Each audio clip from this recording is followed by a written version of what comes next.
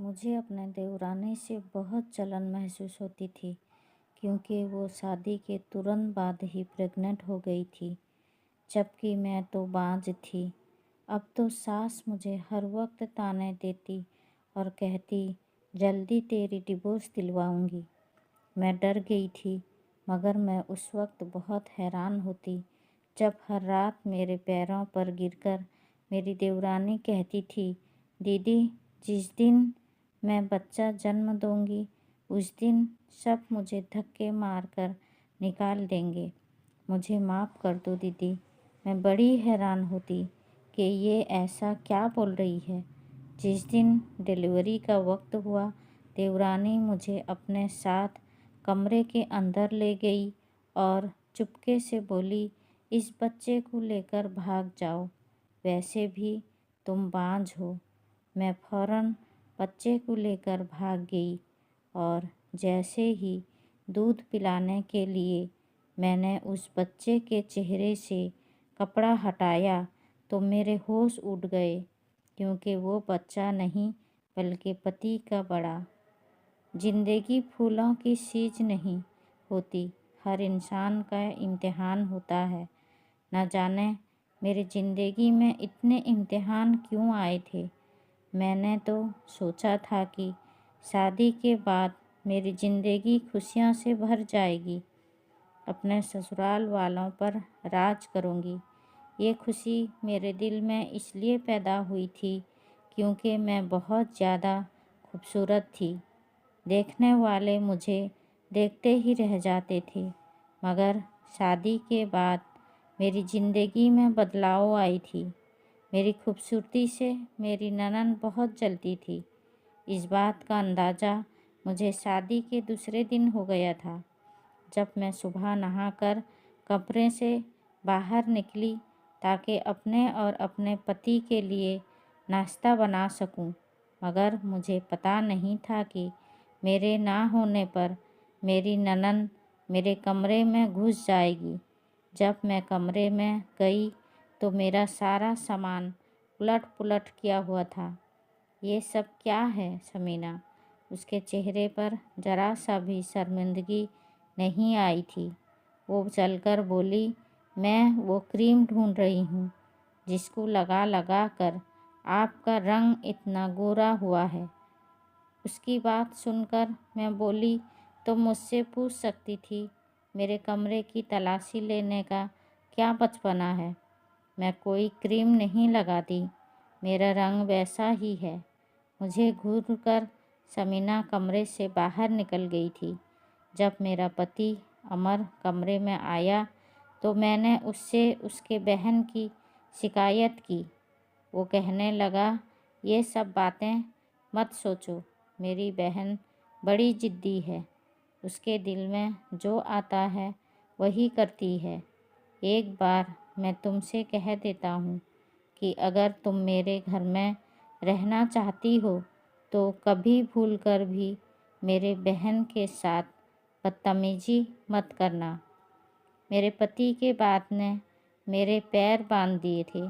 अगले दिन मेरी ननद मेरे सारे मेरूम सूट ले ली थी और कहने लगी, भाभी, ये रंग की सूट तुम नहीं पहन सकती। मैं हैरान हुई और बोली, क्यों, इसमें क्या वजह है? समीना कहने लगी, क्योंकि आप इस सूट में बहुत सुंदर लगती हो और मैं बहुत बदसूरत लगती हूँ। मैं तो उस लड़की की बातें सुनकर परेशान हो जाती थी। न जाने वो मेरा और अपना मुकाबला क्यों करती थी। मैंने उसकी शिकायत अपने पति से फिर से कर दी और मेरे पति ने बड़े आराम से कह दिया था कि जैसा वो कहती है वैसा ही करो। मेरे दिल में सवाल पैदा होता था कि मुझे ये तो पता नहीं कि मेरी शादी आपसे हुई है या आपके समीना से। मैं ये सवाल करने की हिम्मत नहीं कर सकती थी। मेरी शादी को 2 माह गुजर गई थी। इन दोनों में मेरे पति ने कभी भी मुझसे खुलकर बात नहीं की थी। वो मुझे अपना नौकरानी समझता था। वो मुझे अपने कामों का हुक्म देता था और मैं चुपचाप कर दिया करती थी। मैं अक्सर सोचती थी कि क्या शादी ऐसा होता है जिसमें मैं दो अजनबी एक छत के नीचे रहते हैं और ज़रूरत में काम भी आते हैं। खैर 2 माह के बाद फिर एक परेशानी मेरे पीछा करने लगा। वो ये थी कि मेरी सास मुझसे पूछने लगी, बहू कोई खुशखबरी है? उनकी बात सुनकर मैं बोली, नहीं माँ, इतनी जल्दी क्या है? मेरी सास ने कहा, तुमने भी खूब कहा।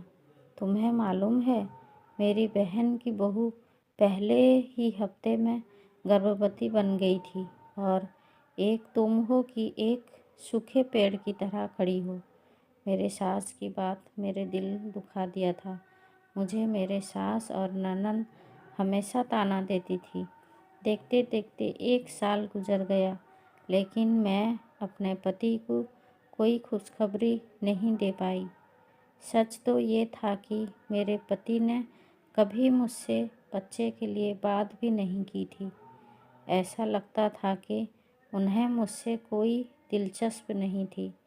मेरी सास ने मुझसे कह दिया, और कुछ दिन इंतज़ार कर लेती हूँ। अगर कोई खुशखबरी नहीं दिया तो तुम्हें डिवोर्स दिलवा कर रहूँगी। मैं रोते हुए पति से इस बात की शिकायत की थी।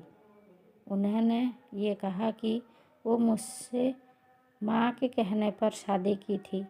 अगर वो बोलेंगे तो मैं तुम्हें तलाक दे दूँगा।